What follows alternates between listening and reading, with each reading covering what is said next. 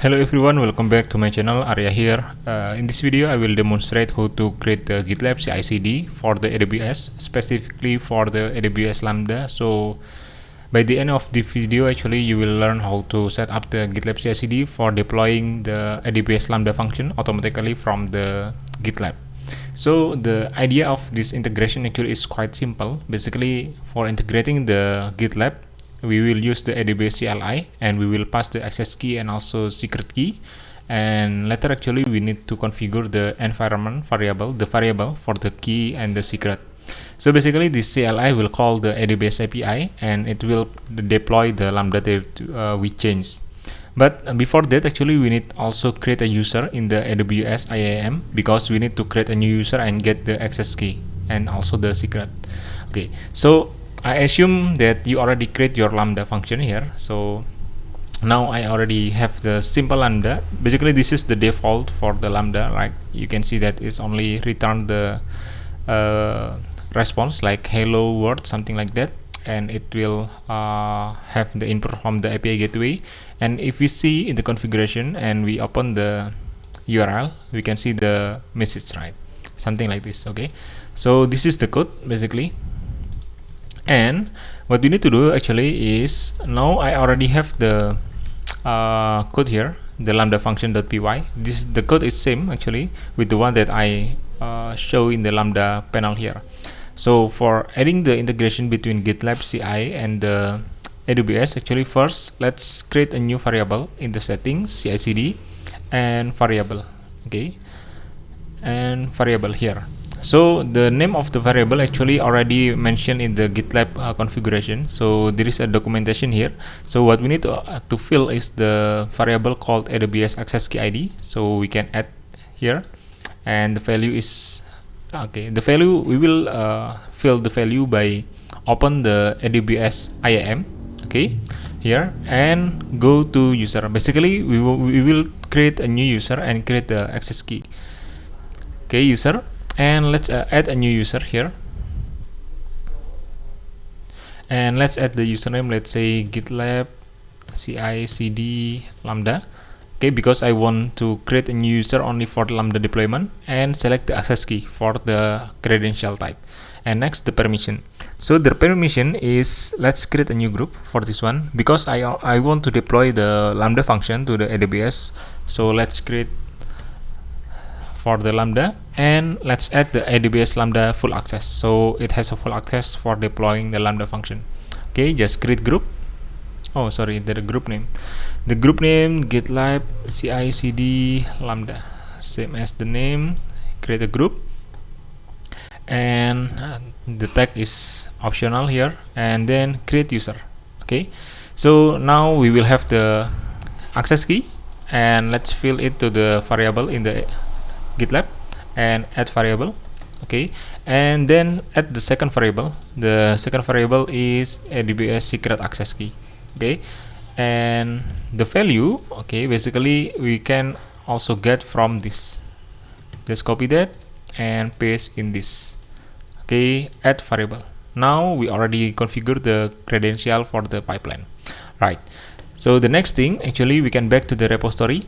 Okay, and we can create a new file, which is the GitLab YAML for the configuring the pipeline.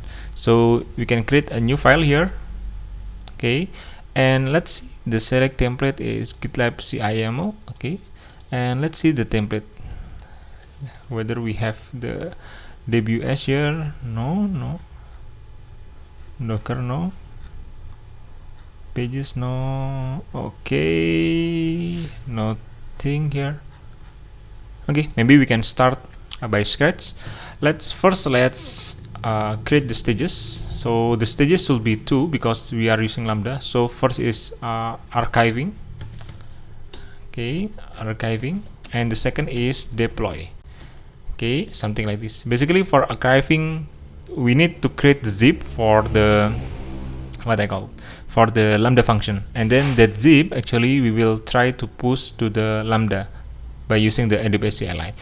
Let me paste from the previous project they already create. Okay, this is the stage is archiving. Let's change. Okay, and okay, let me check the repository here. The branch should be okay, main. So let's change the only to the main, and we are using the Ubuntu image for the archiving because we will create a zip, so we need to install the zip here. And for the packages, we don't need this. We just need to create a new zip, okay, based on the project name, which in this case is lambda hello world. Okay, and it will only add the lambda function.py to that zip. Okay, this is the first step actually, and we need to mention the artifact so this zip file can be accessed by next stage. Okay, so the next stage is actually for the deployment. Okay, the deployment is using the AWS CLI images. You can see here. Okay, the deploy. Okay, and what we need to do actually, this only optional actually. I want to see the version of the AWS CLI, and then I set the configuration for the region US East 2. Basically, you need to make sure that it's same with the one that you configure in your lambda. Okay, and then let's copy the lambda name here so we can update the lambda using the zip that we already created before. So the command is AWS lambda update function code, and the function name is this lambda hello world. The zip name should be this. Okay, so yeah, this should be enough for automatically deploy the lambda function. Okay, and just let's try to commit the changes. Basically, by clicking commit, we will trigger the pipeline. It should trigger the pipeline. Let's reload to check. Okay, we can see that pipeline is running now. Okay, and we can see that last modified for this lambda function is 1 day ago, and now we can expect that after this the last modified should be near to this time. Okay, let's wait for a moment. Okay, for archiving it's already done. We can check that the lambda function, okay, is already created in the zip, and we can expect that during the deploy, we can expect that the deployment should be success. You can see basically if the deployment success, we will see the some attribute about the lambda function itself. So just wait, it will be not so long.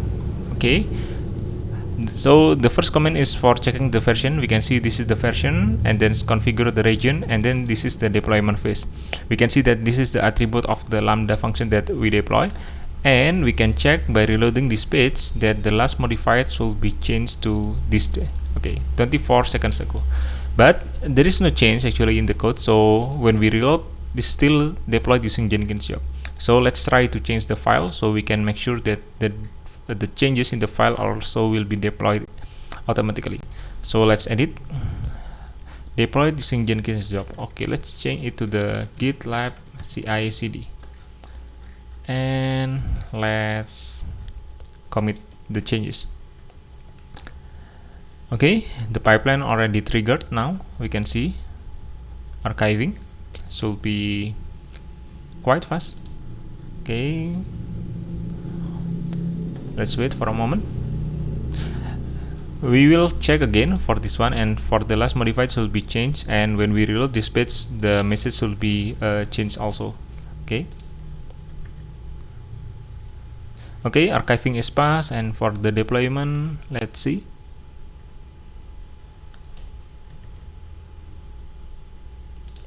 Let's see. Okay, 12 seconds.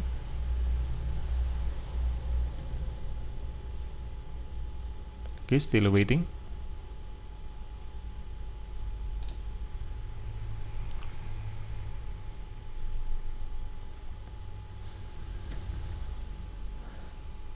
Okay, we can see that the AWS Lambda function already updated with new code, and let's see the last modified time.